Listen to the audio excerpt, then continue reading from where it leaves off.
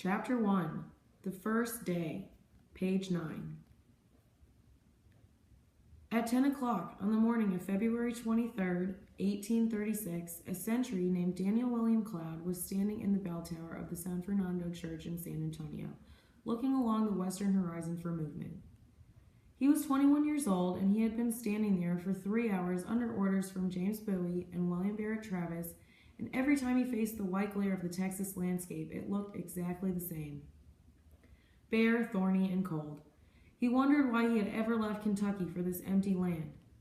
By all rights, he should have been in Missouri. He had started out for there only a few months ago, and his family thought he was there now, beginning his fortune as a young lawyer in young St. Louis. But somehow his plans had changed.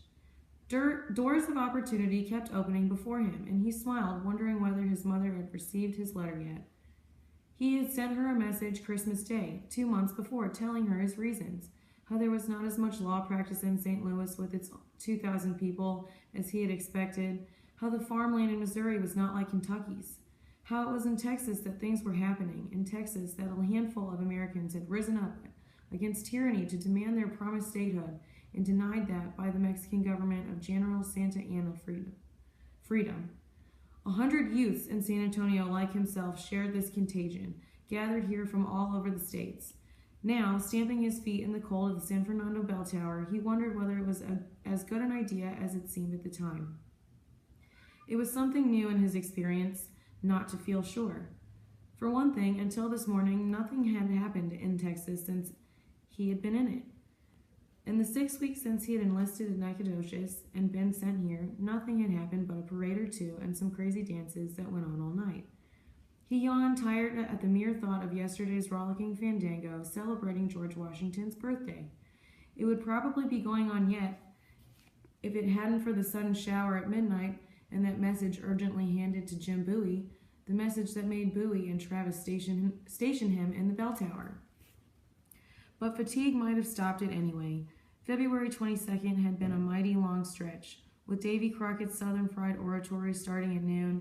With the tamales and mezcal Jim Bowie had got his Mexican friends to offer on food-burdened tables set up in the main plaza, with the dancing and guitar music and fiddle contests and the horse races and cockfights on the side.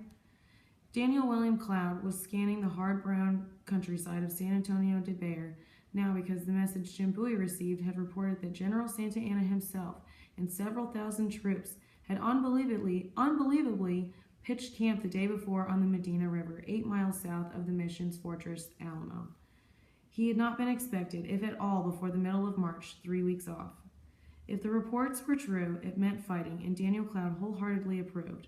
Other Texans had been real fighting in December, when they had routed Santa Anna's elegant and dandified brother-in-law, General Martin Perfecto de Cos, and made him and his defeated troops run like jackrabbits to the other side of the Rio Grande. But there had been no more of that since Cos had slunk away in surrender. With no Mexican troops left in Texas, the men in the Texan army didn't even bother about drill or roll call anymore. They just ate and slept and chased senoritas and sat around the cantinas, speculating about the feud between the outfit's two commanders, Bowie and Travis, the perennial topics, and recently Davy Crockett for comedy relief. Even Santa Anna had become a joke, and no one took seriously any longer the rumors that he was on his way, that he had crossed the Rio Grande, driving his disconsolate brother-in-law, Cos, before him, and the Mexican commander was actually camped on the Medina River right now. That was the hardest one of all to believe, though Jim Bowie had seemed to believe it when he halted the dance last night. Everyone knew that the Mexican President General would never think of moving north over the semi-desert between San Antonio and Saltillo in the middle of winter. Everyone knew he would wait for spring, just as Colonel Travis said. A sudden movement in Main Plaza below alerted the sentry. Instantly he stood frozen, ready to grab the bell rope. Then he grinned, seeing the familiar tall form of Jim Bowie. Private Cloud liked Bowie, liked him a lot better than Travis, the other commander, who seemed at the same time sad and superior, aloof and shy, hardly human at all, with his stern young face and the eyes that seldom let you know what he was thinking. But Jim Bowie, there was a man. When Jim Bowie was around, you knew who was in command, and as though by natural right. Natural right was the slogan of the pioneering Texans. Nature was what they had most of. The sun shone bright through the clouds, breaking in the north and east now, with the promise of warm sunshine to spice the frosty air, and the sentry resumed his watch over the countryside around San Antonio de Bexar. The flat country dense with mesquite thickets south and west, the rolling hills to the north, the San Antonio River that sneaked east through the town. For a moment his eyes rested on the Alamo, the mission that rose out of the hard-stamped earth, a scant half-mile east, its handful of buildings barely catching the morning sun inside the rectangular outer walls. He could just make out the small fluted columns in the front of the chapel, flanking the four niches for statues. The chief one, of course, for St. Anthony, in whose honor it was named, though rarely called San Antonio de Valero. Churches in Texas, the young sentry knew, had a way of getting fused with the military. Here he was in San Fernando's tower for no purpose of prayer or worship. He remembered to look quickly again southwestward for the enemy. He saw nothing but the familiar emptiness, save for the small town below him whose population of 4,000 were nearly all Mexican. Then Daniel Cloud stifled another yawn and looked away. He was cold, up so high, and tired from the fandangos of the past 2 nights, and churches did not particularly interest him. Jim Bowie was of all men in San Antonio de Bexar the one most worried.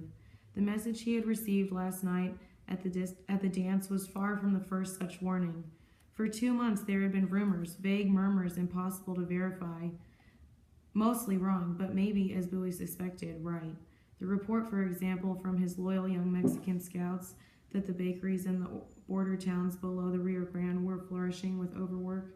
What could the report mean except that Santa Anna was getting ready to move, that even now well-stocked troops might be on the march? But how explain that to his fellow Texans who never really knew or wanted to know Mexicans or what was in their complicated minds? Jim Bowie, entering the Alamo courtyard now, knew Mexicans. In his marriage and in his work, he knew them from long understanding and experiences. From the friendly San Antonians who had executed cachuchas and jarabes last night in honor of El Senor Jorge Washington, on down to the ones like Santa Anna, the ones who would always in any land be the enemy. It was not the same with Travis, the well-dressed and finiscal Travis, who at heart disapproved of Bowie and who was repelled by Bowie's thirst for liquor and his reckless laugh. Travis echoed the provisional Texas government's Governor Henry Smith. He would never trust the Mexicans. His premature attack on the Anahuac Customs House last summer had brought nearer a war which Bowie thought could have been won by diplomacy and brains. Now Travis put his trust, incredibly, in simple grass. The Mexican army would never cross the arid near desert land before the spring with its watery grass. The ignorance of the belief brought a frown to Jim Bowie's face. Anybody who belonged to this land knew Santa Anna could feed his horses and mules on dry mesquite grass. Bowie had told himself how in the long dry autumn the mesquite grass cures as it stands, how it was the best hay you could find. Horses even liked it better, he persisted, liked it better than the juicy grass of spring. But Travis looked at him as if he were drunk again, a look that pitied and condemned at the same time. A spasm of coughing bent Jim Bowie doubled, and for a moment he went blind as the coughs racked him. He had no business being out in the February morning air this way, not with the cough he had. His job was inside the green Jameson, helping to get his old ruin of a mission ready in case they had to defend it. He stopped in an archway for a last warming in the sun. His eye fell on fig trees and oleanders growing around the chapel walls. It was Travis's mistake, he thought, as he pushed open the heavy door to the headquarters room. Let Travis see what he could do with it. Travis, who was still in his 20s, while the 40-year-old Bowie held title to almost 1 million acres of Texas land. Colonel William Barrett Travis, co-commander of the forces at Bexar, always stopped to talk to the Rodriguez family if he saw them on his way through town to the Alamo. Travis, like children in the Rodriguez house, the last one before the bridge, offered a convenient place to stop and relax. Like most of his men, he had preferred since his return to Bexar 3 weeks before to keep quarters in town rather than live in the moldering old mission fortress they had held since taking it from General Coss the previous December. It was more peaceful outside, just as it was more peaceful stopping here to pat the muchachos on the head and listen to what their father had to say, than going into the Alamo to face Jim Bowie. Ambrosio Rodriguez might be gloomy and full of warnings, but he was always polite. The 27-year-old South Carolinian needed politeness. He had not been a commander, he told himself, with a commander's responsibilities much of his life. Today, though, he did not see any of the Rodriguez children at play. Just as well, perhaps, for it would not be pleasant after last night's party and the fantastic message for Bowie to hear the Mexican go on and on about his favorite subject, how the Texans should leave the Alamo and fall back on the American settlements, or Anglo-American as they were called here, to distinguish their occupants from other Americans to the south who had an equal right to the name. For a week now, Ambrosio had been giving him detailed information about Santa Anna's movements. So far, all of it correct and at great risk to himself.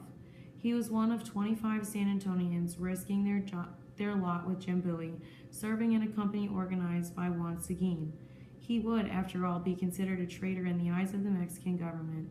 He had a right to be heard.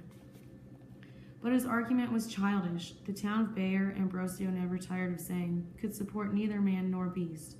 Coss himself had been starved out, unable to feed his horses after the Texans had burned the prairies during the siege. In the town itself, what could it possibly provide the troops after the last contingent of 200 Texans had gone off to Matamoros, draining the town of food and the Alamo of powder, men, and medicines? Travis always smiled at that. Ambrosio was forever insisting how foolish his venture had been, this attempt to carry the war into Mexico, and Travis could see the hidden complaint, "You are ruining our land." As patiently as possible, Travis would attempt to answer.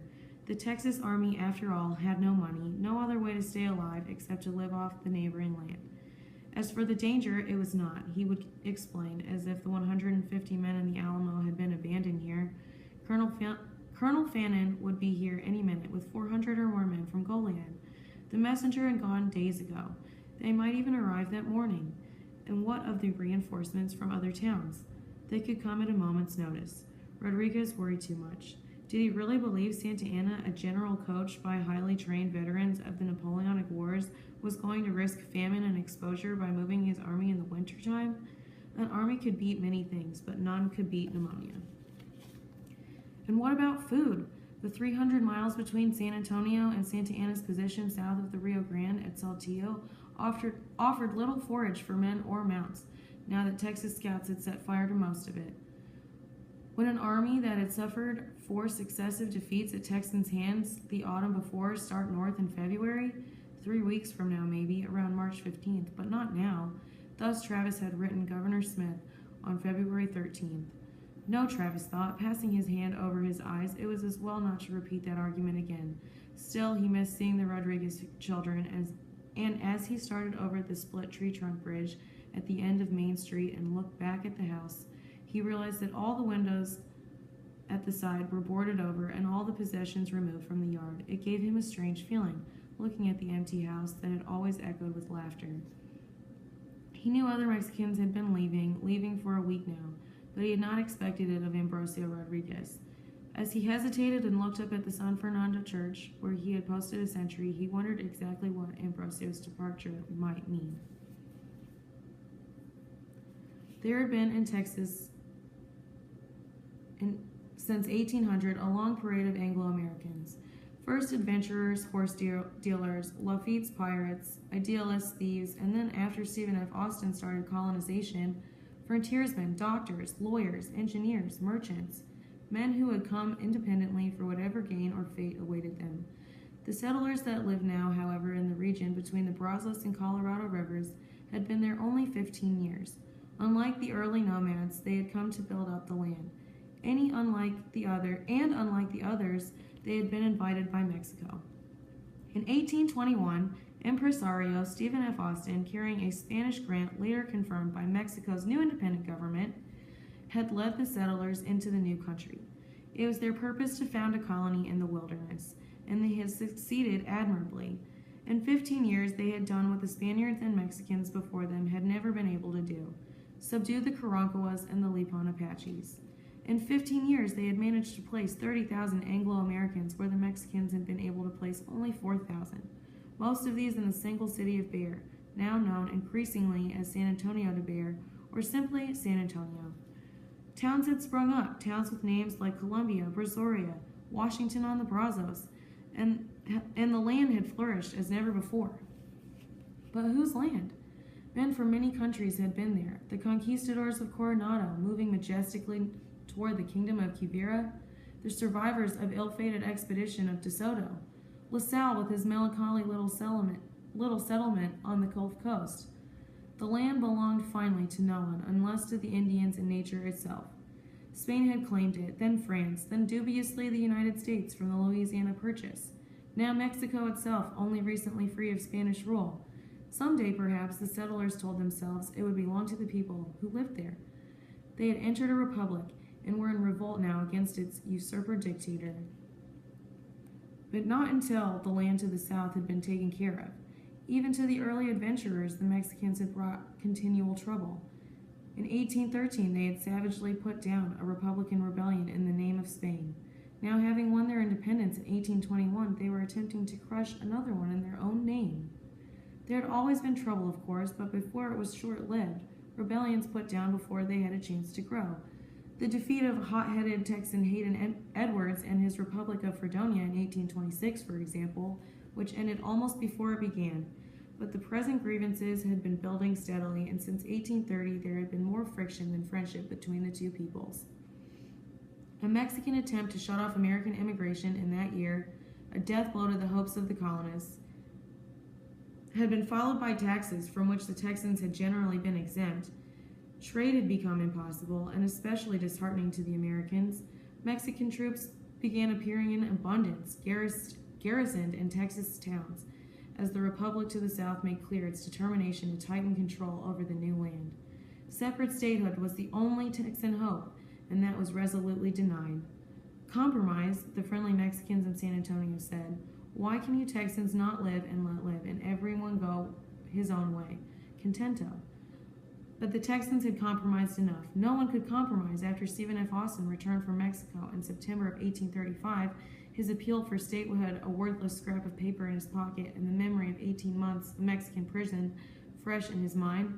Reason could never reach General Antonio Lopez de Santa Anna, the Mexican dictator. The only weapon now was power. More and more of the peace-loving Texans had swung over to Governor Henry Smith and Travis and the War Party, and more it became clear that only one course was possible. They could do it, the men in the Alamo felt, if they had one thing, if they had unity. Without this, they were nothing, and a nation of 30,000 people was nothing. To be sure, the forces of General Cos had been defeated last winter, but now the enemy would be prepared. To resist the army of Santa Anna, the 6,000 men perhaps ready to move north at a moment's notice, for that you must be undivided. Yet already the shadows were lengthening. Only 2 months before, the Texas government had become two governments, split squarely down the middle by the question of whether to carry the war to Mexico, and if so, who should lead the invasion. Governor Smith wanted to stay out of Mexico and declare absolute independence. The council wanted to ally with Mexican liberals in the northern Mexican states and preserve against Santa Anna's usurpation. The 1824 Republic of Mexico.